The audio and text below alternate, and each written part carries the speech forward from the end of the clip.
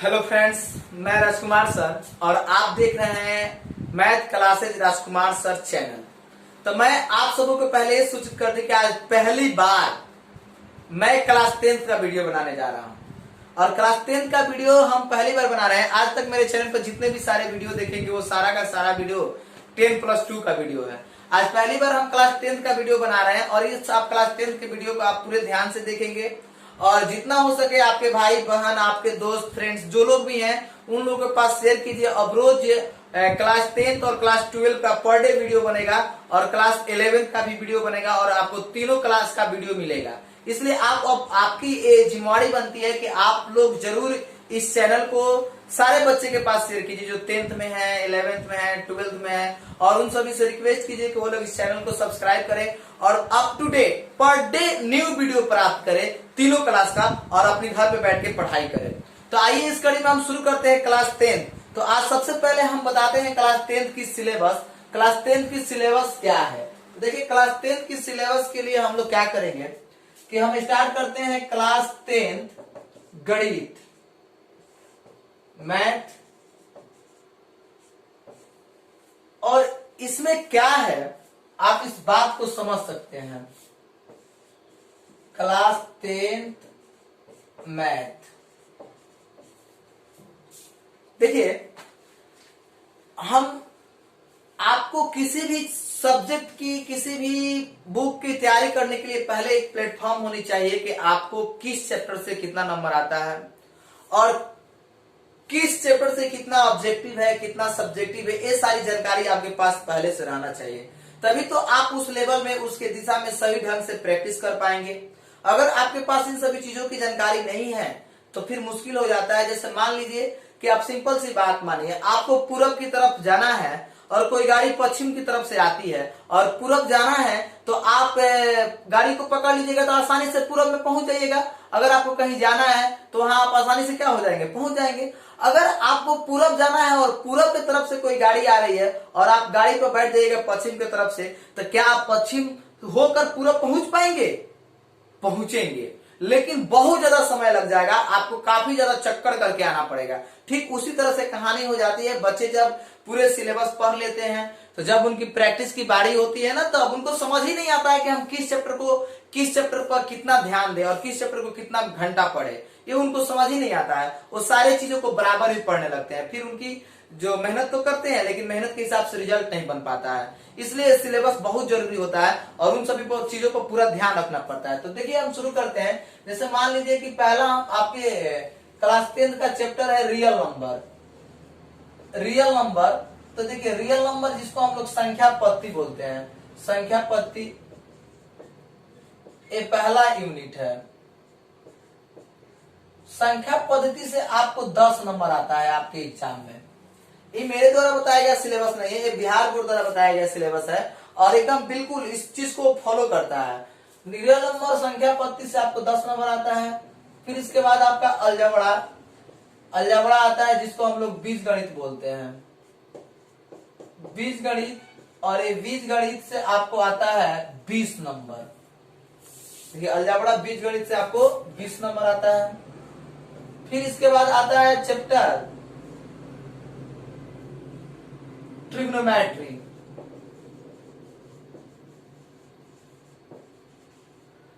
Trigonometry जिसको हम लोग त्रिकोणमिति बोलते हैं और इस त्रिकोणमिति से आपको 20 नंबर आता है। ट्रिग्नोमेट्री के बाद आपको मिलेगा क्या, ज्योमेट्री। ज्योमेट्री जिसको हम लोग क्या बोलते हैं, ज्यामिति। और ज्यामिति से आपको 20 नंबर मिलता है। ज्यामिति के बाद आपको चैप्टर आ जाएगा कोऑर्डिनेट ज्योमेट्री। कोऑर्डिनेट ज्योमेट्री से आपको 10 नंबर मिलेगा। फिर इसके बाद आपको आ जाएगा मेंसुरेशन कोऑर्डिनेट ज्योमेट्री जिसको हम निर्देशांक या नियामक ज्यामिति बोलते हैं। निर्देशांक या नियामक ज्यामिति या नियामक ज्यामिति, इससे भी आपको कितना नंबर आता है, 10 नंबर आता है। इसके बाद आता है आपका मेंसुरेशन। मेंसुरेशन, जिसको हम लोग बोलते हैं क्या, क्षेत्रमिति। मेंसुरेशन जिसको हम लोग बोलते हैं क्षेत्रमिति, और क्षेत्रमिति से आता है आपका 10 नंबर। उसके बाद आता है probability and statistics. Probability and statistics, इससे भी आपको कितना नंबर आता है, 10 नंबर आता है। तो देखिए हमने यहाँ पे आपको 1 2 3 4 5 6 7 यूनिट में बांटा है इसको। पूरे क्लास 10th की सिलेबस जो है 7 यूनिट में हमने इसको डिवाइड कर दिया है, और 7 यूनिट को आप एकदम बिल्कुल गौर से देखिए। ये आपके एग्जाम के लिए सबसे जरूरी है, आपको प्रैक्टिस करने के लिए। नहीं तो आप ऐसे पढ़ने के लिए तो सारी चीज पढ़ लीजिएगा, लेकिन आपको ये पता नहीं चलेगा कि हम किस चैप्टर पे कितना ध्यान दें, कितना घंटा किस चैप्टर को पढ़े, क्योंकि ज्यादा से ज्यादा अंक अर्जित करे और ज्यादा उस पर हम फोकस कर पाए। इसके लिए बहुत जरूरी होता है। जैसे रियल नंबर है, रियल नंबर संख्या पद्धति से आपको 10 नंबर मिलेगा। फिर अलजेब्रा बीजगणित है, इससे आपको 20 नंबर मिलेगा। इसके बाद ट्रिग्नोमेट्री त्रिकोणमिति है, इससे आपको 20 नंबर मिलेगा। ज्योमेट्री ज्यामिति है, इससे आपको 20 नंबर मिलेगा। कोऑर्डिनेट ज्योमेट्री निर्देशांक या नियामक ज्यामिति है, इससे आपको 10 नंबर मिलेगा। मेंसुरेशन क्षेत्रमिति, इससे आपको 10 नंबर मिलेगा। और प्रोबेबिलिटी एंड स्टैटिस्टिक्स, इससे आपको 10 नंबर मिलेगा। यानी टोटल मार्क्स कितना हुआ आपको 100, यानी टोटल 100 नंबर है ये आपके क्लास 10th की सिलेबस में। ये चीज बहुत जरूरी होती है। जैसे देखिए क्लास 10th में क्या है, नंबर सिस्टम। नंबर सिस्टम आपको पहला चैप्टर है, इसमें रियल नंबर है, और रियल नंबर से तो आप बहुत पहले से परिचित हैं। जैसे रियल नंबर वास्तविक संख्या हो गई, और वास्तविक संख्या में आपको संख्याओं का ज्ञान होना चाहिए। संख्या मूल रूप से 2 प्रकार के होते हैं, एक वास्तविक संख्या और एक काल्पनिक संख्या। वास्तविक संख्या जिसको हम लोग रियल नंबर बोलते हैं, और काल्पनिक संख्या जिसको हम लोग इमेजिनरी नंबर बोलते हैं। काल्पनिक संख्या या इसको अवास्तविक संख्याएं भी हम लोग बोलते हैं। तो हम लोग को इस सिलेबस में तो अवास्तविक संख्याएं, काल्पनिक संख्या को पढ़ना नहीं है, बट उसकी भी चर्चा हम जरूर करेंगे वीडियो में, और हम आपको वो भी सिखाएंगे कि भाई अवास्तविक संख्याएं, काल्पनिक संख्याएं क्या कहलाती है। अरे वैसे वास्तविक संख्याएं के लिए तो आप बिल्कुल आसानी से समझ जाएंगे कि वास्तविक संख्याएं जो है जिसमें प्रकृत संख्या, पूर्ण संख्या, पूर्णांक संख्या, परिमेय संख्या, अपरिमेय संख्या, भाज्य संख्या, अभाज्य संख्या, सम संख्या, विषम संख्या, धन संख्या, ऋण संख्या, ये सभी संख्याएं क्या है, अवास्तविक। ये सभी संख्याएं वास्तविक संख्या हैं। तो इन सभी चीजों की चर्चा होगी, एक एक करके सारी बात की चर्चा होगी, और हम लोग इसको बिल्कुल मन लगा के इसको पढ़ लेंगे, और बिल्कुल कोई दिक्कत नहीं होने वाली है। आपकी तैयारी में थोड़ा सा भी प्रॉब्लम क्रिएट नहीं होगा। उसके बाद चलिए अलजेब्रा बीजगणित है, इससे आपको 20 नंबर मिलेगा। अलजेब्रा बीजगणित जो है इससे आपको 20 नंबर मिलेगा, और अलजेब्रा में भी बहुत सारे चैप्टर हैं, उन सभी चैप्टर को पढ़ने के बाद 20 नंबर हमको प्राप्त होगा। उसके बाद ट्रिग्नोमेट्री त्रिकोणमिति, इससे भी हमको कितना नंबर मिलेगा, 20। और ज्योमेट्री ज्यामिति से भी कितना मिलेगा, 20। तो देखिए आपके पूरे क्लास 10th के सिलेबस में मात्र ये 3 चैप्टर जो है, ये 3 चैप्टर आपको टोटल कितना नंबर देते हैं, 60।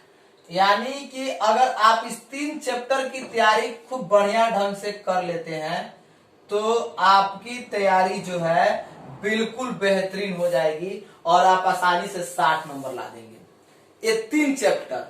अब देखिए होता क्या है कि जब सिलेबस खत्म हो जाती है, बच्चे प्रैक्टिस शुरू कर लेते हैं, प्रैक्टिस करने लगते हैं, तो उनको ये बात का ज्ञान ही नहीं होता है कि हमें किस चैप्टर पर कितना फोकस करना है। अगर वो 5 घंटा पढ़ रहे हैं ना मैथ्स, तो 5 घंटा लगता है ना कि रियल नंबर ही पढ़ लिए, उनको लगता है कि रियल नंबर ही पढ़ लेंगे तो हमारा 100 नंबर आ जाएगा। वो ऐसे फीलिंग्स करते हैं। या उनके सामने मान लीजिए कि बुक है, तो बुक को ही देख के क्या सोचते हैं कि चलिए बुक है, अब इस बुक को देख के उनको लगता है ना कि बस हमारा 100 नंबर आ गया।